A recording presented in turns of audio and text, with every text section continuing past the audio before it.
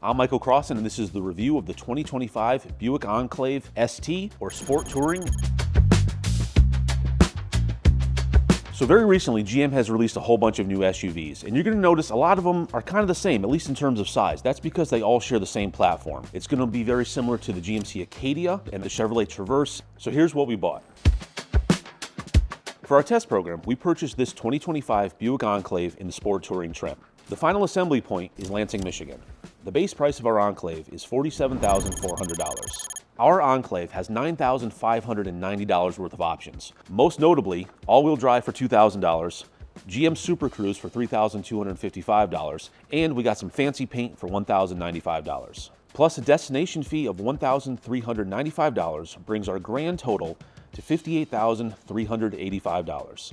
So there's 5 colors available. They all cost money except for white. And that's Summit White, which is just a generic white paint. This is fancy white paint. Truth be told, it looks really good in the right kind of sunlight. I'd probably skip it. It's a lot of money.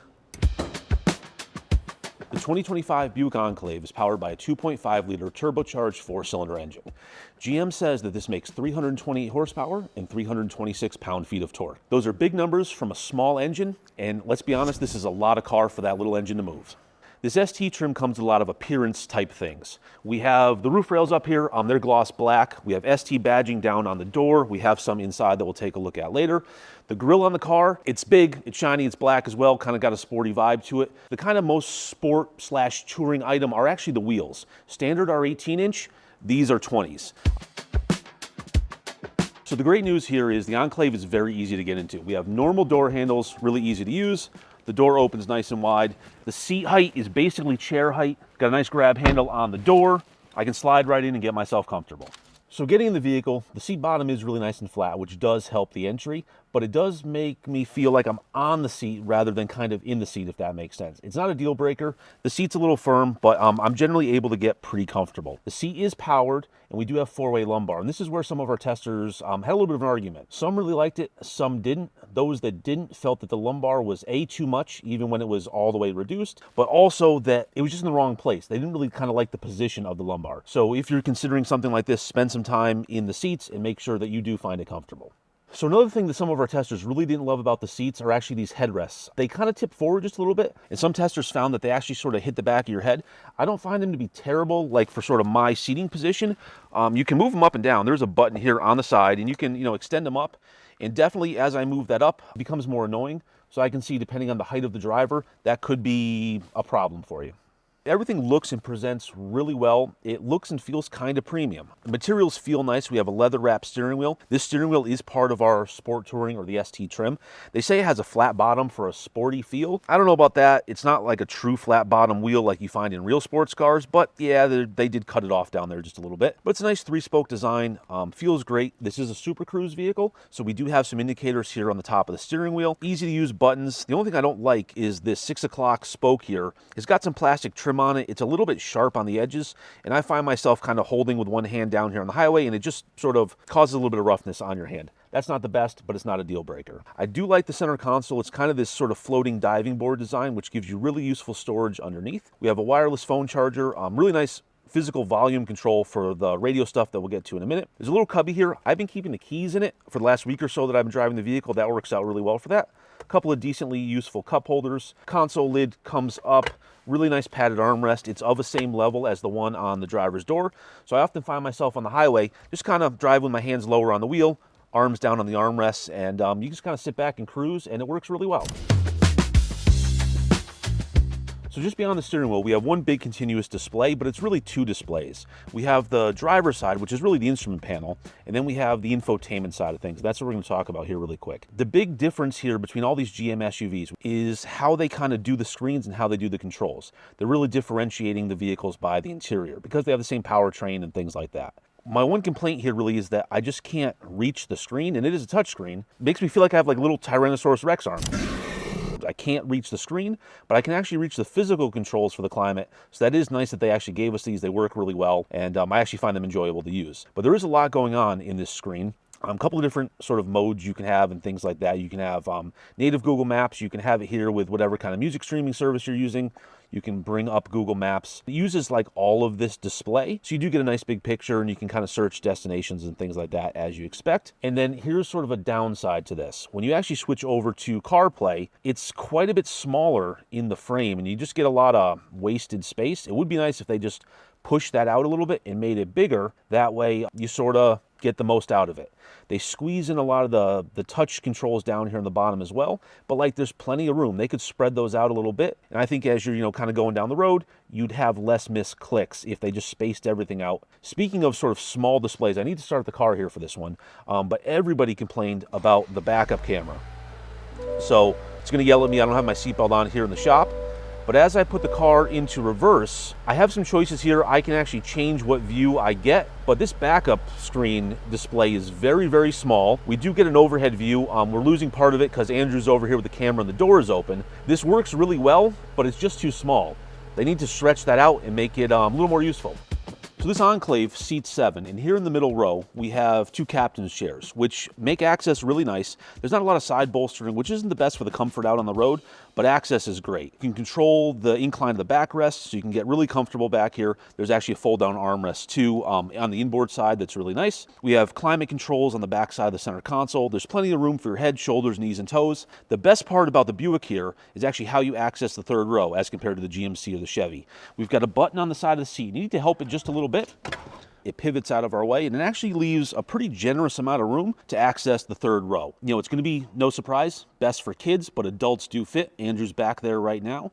Wouldn't want to take a really long road trip, but in a pinch, you can definitely put a couple of adults back there. And then one thing that's nice, if you are a third row passenger, you can actually get yourself out of the vehicle. There's a button back here on the seat, and you can actually pivot that seat forward yourself, open the door, and hop on out. Let's talk about cargo, because that's a big thing when it comes to an SUV, and you're carrying 7 people. You've got a power tailgate here, of course. You're not going to get that on your Buick Grand National. We actually have pretty decent clearance. It goes up pretty high.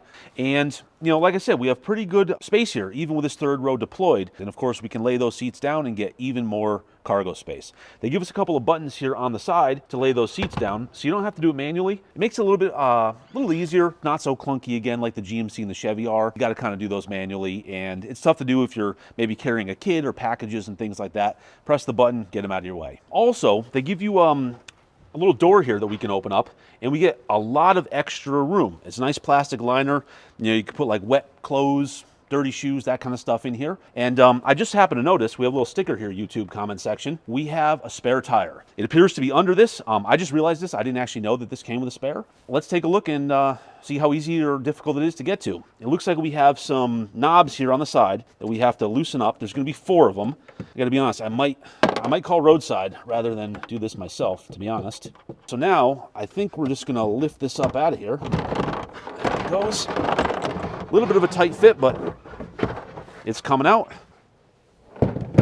Well, we sure do have a spare tire. It's not a full-size spare, but at least we do get a spare. There are a lot of steps. Got to pull that big thing out of the way. Let's be honest. I do like the peace of mind of having a spare tire, even though it's not a full-size spare. You might not have the luxury of calling some kind of a roadside assistance to bail you out. So, yeah, I give them a thumbs up on that. At least there is a spare, even though it's a little clunky to get to.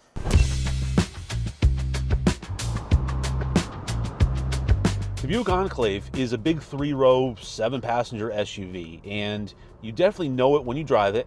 Some cars, the size kind of shrinks when you drive them, but not this one. It handles okay. You're not going to carve any corners. We're out here on the handling course, but I'm doing 30 miles an hour, and we're getting through it. It's fine. On the highway, it wallows just a little bit, but to be honest, I kind of like that out of a bigger vehicle.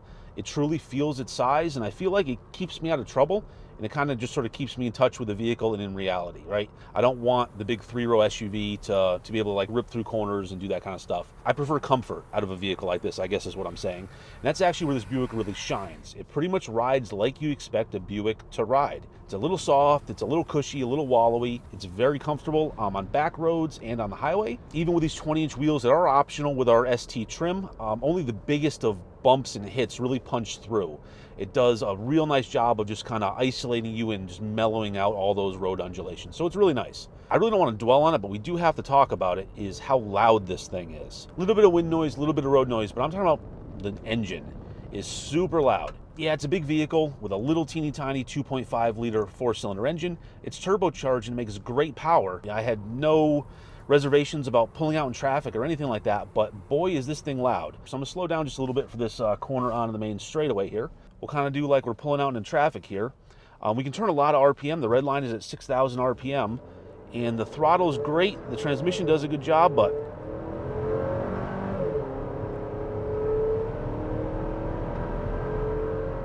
this thing is loud. And that was really just getting up to highway speed. So, I mean, that is something that an owner of this vehicle would do. And if you're very sensitive to noise and things like that, or maybe you take a lot of phone calls in the car, something to keep in mind.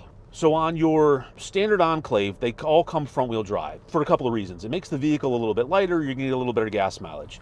We optioned all-wheel drive because we're up here in New England, and you can actually select it on this with a button over here on the left side of the dash. So generally, if you have an all-wheel drive car, you can drive around in front-wheel drive and be just fine. You know, you're not having to send power to the back wheels and maybe use a little bit of fuel that you don't need to. The downsides are this engine does make quite a lot of power, and it's very possible to spin up the front tires while merging out into traffic, out of a side street or out of a parking lot and things like that. And there's quite a bit of torque steer when you are in front-wheel drive mode only. If you click it over into all-wheel drive, it really tones down that torque steer and really cuts down on the front tire spin as well. You can now get like a little chirp out of it instead of lighting them up and basically smoking off the front tires. They've paired this 2.5 liter 4-cylinder engine with an 8-speed automatic transmission that actually does a really good job. It's seamless most of the time. Downshifts are really smooth. It doesn't hunt around for gears all that much. There's an auto stop start system that works really well, and again, it's not intrusive. I barely noticed it. So those are all great things. So the EPA says combined city and highway is 21 miles per gallon in the Buick Enclave. That seems to be pretty reasonable. So one thing people are always concerned about with a big 3-row SUV is visibility. And truly, it's not terrible in this vehicle. I tend to sit a little low, my driving position, but I have really good sight line over the front. I do see the bottom edge of the hood, which I find a little annoying. It's truly not a big deal. That's a real micro complaint. The hood really drops off quickly, so I have really good front visibility. The A-pillars are kind of wide at the base. They do taper and get better as they go up. The side mirrors are a little small, but I think they do enough. I think if they were any bigger, you would actually have blind spots as you're looking out either side of the vehicle. Do a head check over your shoulder. You have really nice visibility out the side. The rear 3/4 is kind of what you expect with an SUV. It's not the best. It's certainly not the worst. The passenger rear headrest there does block my view ever so slightly out of that rear 3/4 window. It's really not terrible, and you can kind of work around it. Another feature that this vehicle has that kind of makes things maybe easier to use, it depends on your preference of it. I personally don't love it on any car, and this one in particular is the head-up display. I have it off right now, but I'm going to turn it on, and that happens on the instrument cluster, and I actually have to lean over to see it because the steering wheel blocks where you control it. So right now I have my speed up in front of me, and there are some adjustments you can do with that. You can move it up and down. You can change the brightness of it. And that's actually my real complaint. It is very, very bright, especially at night. Even when you turn it all the way down, I found that I just really needed to turn it off. This isn't a crazy head-up display that gives you like an overwhelming amount of information the way some do, but I do understand that people do like it, and I think it's in a pretty decent position. It also works pretty well with polarized sunglasses. It tones it down a little bit, but you can still see it, where some it gets kind of wonky and you actually can't see it all that well. So if you are a polarized sunglass wearer, I think you might actually appreciate this head-up display. So the new Enclave has the full complement of all the safety stuff that we here at Consumer Reports really like. You're going to see that on the screen. I'm not going to go through the whole list of them. And they're all the standard safety stuff that we here at Consumer Reports really like, and we really encourage that people have in their cars. We did option Super Cruise on this Buick Enclave. So Super Cruise is GM's version of the hands-off driving. And this can be done mostly on highways, but it can be done on some secondary roads as long as they've been mapped. And you can set your speed and following distance. You can actually take your hands off the wheel. You still need to pay attention. There is a driver monitoring camera here on the steering column. And if you look away, the system will yell at you. So we really do like that driver monitoring camera when it comes with these hands-off systems. And something that I actually learned in preparing for this video, $3,000 gets you Super Cruise, all the equipment that is needed, the cameras and the sensors and things like that. And you get it for 3 years. And I was like, what does that mean? Well, after those 3 years, it's a subscription service at $64.99 per month. And that might be something that a potential buyer of a Super Cruise vehicle might not be aware of. You know, that's something that I think there's value there. It's quite a good system, and there's a lot that goes into it, and GM is updating it, and there's maps and things like that. But I just feel like some buyers might not really understand that after the initial period of 3 years, if you want to keep Super Cruise, you have to pay for Super Cruise in an ongoing fashion. And in a world where we pay a lot of subscriptions for, internet and phone and all kinds of television stations and things like that, do you really need another one? I know I don't.